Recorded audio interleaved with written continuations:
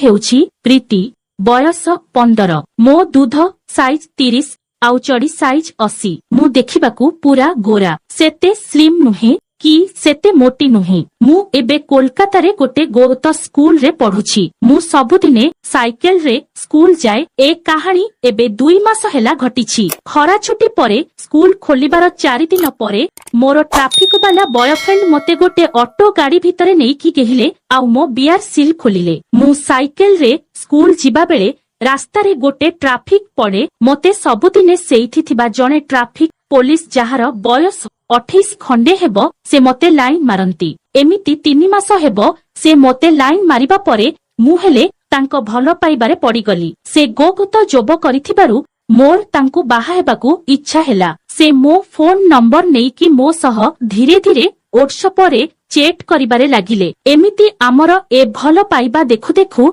बहुत आगकू पळैला। मु तांको बाहा हेबाकू कहिबारु से राजी हेइगले। तापरे धीरे धीरे से मते वीडियो कॉल रे मो दूध आउ बिया देखैबाकू कहिले। मु सबु बेले कहूथाए बाहाघर परे से सबु मन खोली देखिबो, हेले से सुनंतिनी आउ दिने मते बाहा हेबे बोली 107 कड़ारू प्रमिज करी कहिले। तापरे से मते जेबे भी मोर लंगड़ा फोटो, दूध, बिया आउ गांडीर फोटो देखिबाकू मागंती मु पठेई दिए। मु एसबु मो मम्मी को फोन रे व्हाट्सएप रे लॉक फीचर झुझ करिकी करे। एमिति मझिरे मझिरे मु फ्री टाइम रे मो मम्मी को फोन रे वीडियो कॉल करे। से मोते दूध को चिपिकी क्षीर बाहर करबाकू कुहंती। मु चिपी चिपी हालिया हेई जाए किंतु मो दूधरू क्षीर बाहरेनी। से मोते वीडियो कॉल रे कुहंती मो बियाकू मेलेईकी देखैबा पई। मु हेले मो छोटिया कसी बियाकू मेलेईकी मो बियार कणाकू देखाए। से मोते आंगुठी मारिकी बियारू लाଳ बाहर करबाकू कुहंती।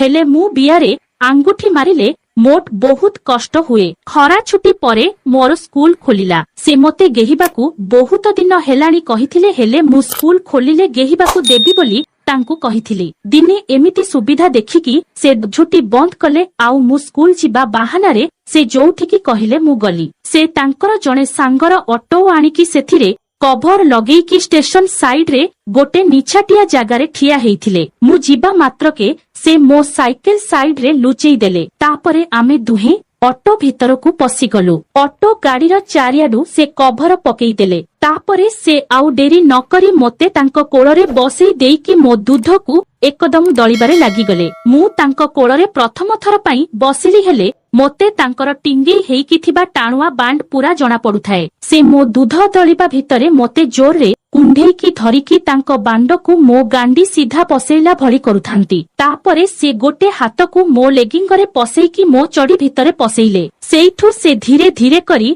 मो बियाकू आउसी आउसी मळिबारे लागिले। मोते सेतेबेळकू सलसल लागिबा सहित मो देह भितरे निया लागिला भଳି फील हेउथाए। आउ मो बिया भितरे कोण हेले पसेई देबाकू इच्छा हेउथाए। तापरे से मो लेगिंग आउ चडीकू मो जंघ पर्यंत खसेई देले आउ तांको पैंट को तळकू करी नाग साप भलिया बांडकू बाहरकू बाहर कले। तांको बांड आगरू मु वीडियो कॉल रे देखिथिली, हेले सतरे देखिकी मु हेले छानिया हेइगली। मु जानिछि जे मो बिया हेउछि बहुत सान। मु मो बियारे कलम पसेइले हेले मोते कष्ट हुए, हेले अटे बड़ मुसळ भଳି बांड केमिति पसिब भाबिकी मु टिके लरिगली। से सेइठू मो जंघकू दुई साइड को मेलेइले। तळाडू दुई हातरे पापुली रे मो बियार पाखुड़ाकू फांका करिकी तांको बंदर मुंडी को बियार कणा सीधा रखिले। तापरे जेमिति से तांको कदछतु भଳି बांडर मुंडी उपरे बसेईकी टिके भितरकू पेलिले। हठात मो बियारे करेंट मारिला भଳି लागिला। मु सीधा आह आह करिकी ठिया हेई पड़िली। से टिके मो मुहकू अनेई देले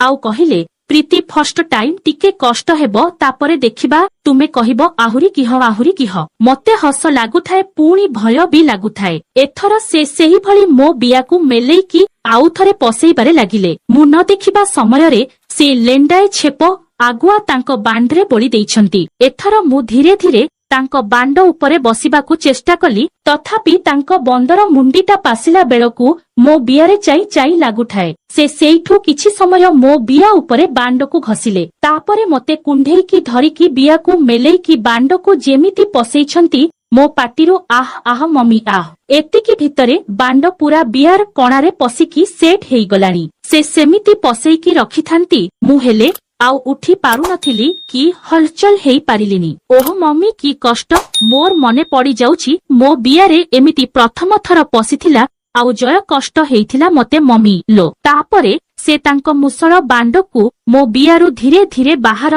करिकी देखिले। मुहेले तांको बांड देखिली आउ सतरे मो बियार सिल खोलिगला जे रक्त तांको बांडर मुंडी जाक लागिथिला। मु टिके डरी गली किंतु आगरु जानिथिली जे प्रथम थर गिहागेही हेला बेले एमिति सिल खोली जाए आउ रक्त बाहरे बोली। सेतेबेलकू मो बिया हेले नाଳ ପଚ ପଚ ହେଇଗଲାଣି। ସେ ସେଇଠୁ ମୋତେ ଧୀରେ ଧୀରେ କରିକି ମୋ ଗାଣ୍ଡିକୁ ଉପରକୁ ଟେକିକି ବାଣ୍ଡକୁ ବିଆ ଭିତରେ ସେଟ୍ କରିକି ମୋତେ କେହିବା ଆରମ୍ଭ କରିଦେଲେ। ମୋତେ ସେମିତି କଷ୍ଟ ହେଉଥାଏ। ଆହ ମମି ଆହ କାଟୁଛି। ଧୀରେ ମୁଁ ଏମିତି ହେଇକି ଓଠକୁ ଚାପି ପକାଉଥାଏ କିନ୍ତୁ ତାଙ୍କୁ ମଜା ଲାଗୁଥାଏ ଯେ ସେ ମୋତେ କେହି ଚାଲିଥ। ତାପରେ ଧୀରେ ଧୀରେ ଆରାମ ସେ ବିଆର ଭିତରକୁ ବୋଲି ବାଣ୍ଡ ପଶୁଥାଏ ଆଉ ବାହାରୁଥାଏ। ସେ ମୋ ବିଆ ଭିତରେ ବାଣ୍ଡକୁ ପସେଇ ଦେଇକି ମୋତେ କୁଣ୍ଢେଇକି ଧରିକି ମୋ ଦୁଧ ଚିପି ଚିପି ମୋତେ ଗେହୁଥାନ୍ତି। ଆହ ବିଆକୁ କଷ୍ଟ ହେଲେ ବି ବହୁତ ଆନନ୍ଦ ଆସୁଥାଏ। ସ୍କୁଲ ପଢିବା ସମୟରେ ଗିହାଗେହି ହେବାର ମଜା ସିଏ ହିଁ ଜାଣିପାରିବ ଯାହାର ବୟଫ୍ରେଣ୍ଡ ଥିବ।